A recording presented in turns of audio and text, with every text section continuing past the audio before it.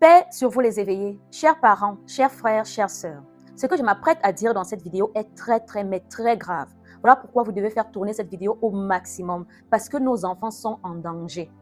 C'est une alerte que je suis en train de lancer, alors faites tourner cette vidéo au maximum. Ce qui se passe, à ma connaissance, dure déjà depuis 5 ans, mais faute de preuves, nous ne pouvions pas sortir sur les réseaux. Il existe des réseaux bien organisés au Nigeria qui approchent nos enfants, nos jeunes filles et nos jeunes garçons âgés d'entre 17 et 22 ans avec comme promesse un travail de serveur dans des boîtes de nuit et un salaire allant entre 300 000 et 500 000 francs CFA. Une fois sur place, donc une fois arrivés au Nigeria, la réalité est tout autre. Quand ils arrivent, on leur confisque premièrement leur téléphone. On leur prend des photos dans des positions humiliantes. Quand je dis humiliantes, vous pouvez imaginer quel genre de photos. C'est donc là que le calvaire commence, c'est où le vrai film commence. Ces jeunes filles, en majorité, qui venaient ou allaient au Nigeria pour être des serveuses dans des boîtes de nuit, se retrouvent contraintes à pratiquer des choses dont elles n'avaient pas connaissance au départ, pour certaines. Oui, quand elles arrivent, elles sont enfermées dans une sorte de camp, avec des appartements meublés. Là, tu ne peux plus sortir. Il y a un gardien qui vous surveille. On vient vous chercher seulement la nuit pour vous amener chez le clic-clic. Quand le clic finit avec toi, on vient te redéposer. Vous n'avez pas le droit de sortir. On leur fait consommer des substances. Voilà. Ensuite, on les amène chez des marabouts pour signer des soi-disant pactes de confidentialité. Parce que si tu parles, on te dit que tu es contraint ou tu avais signé un pacte. Donc, si demain tu veux parler, tu deviens maboule. Et pour certains, c'est le cas. Certaines aujourd'hui ont perdu la boule. On leur donne et on les oblige à aller au lit avec des papas. Des gens qui sont des fois cagoulés. Donc, tu es en train de niasse avec quelqu'un, tu ne sais même pas si c'est un serpent, tu ne sais même pas si c'est un animal, tu ne sais pas parce que la personne est cagoulée. Oui, des fois, ils sont 3, 4, 5.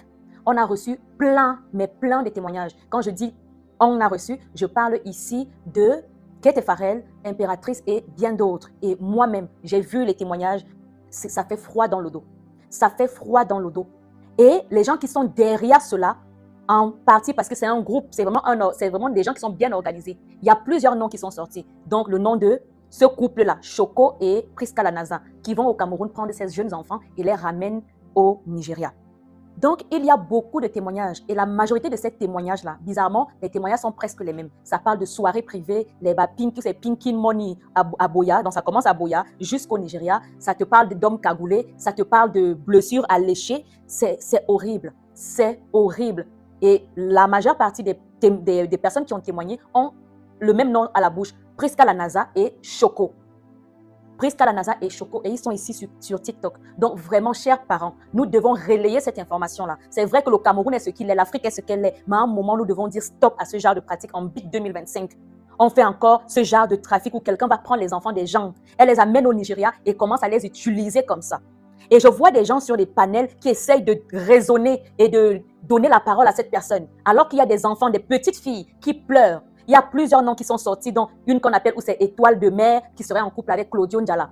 C'est des histoires, mais vraiment qui font froid dans le dos.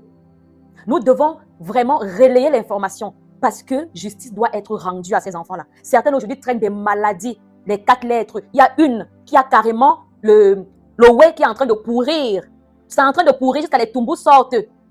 Oui, parce qu'elle dit qu'il y a 4 personnes qui sont passées, elles ne voyaient pas leur visage. Qu'est-ce qui nous dit que ce ne sont pas les trucs qu'on voit souvent dans les films des Nadja? D'autres, on m'a amené chez le marabout. Après le marabout, j'ai commencé à être flou. On ne me voit plus. Je suis comme si j'avais le car sur le corps. Il y a une même qui vit carrément chez un imam. Tellement elle a failli perdre sa life. C'est tellement grave.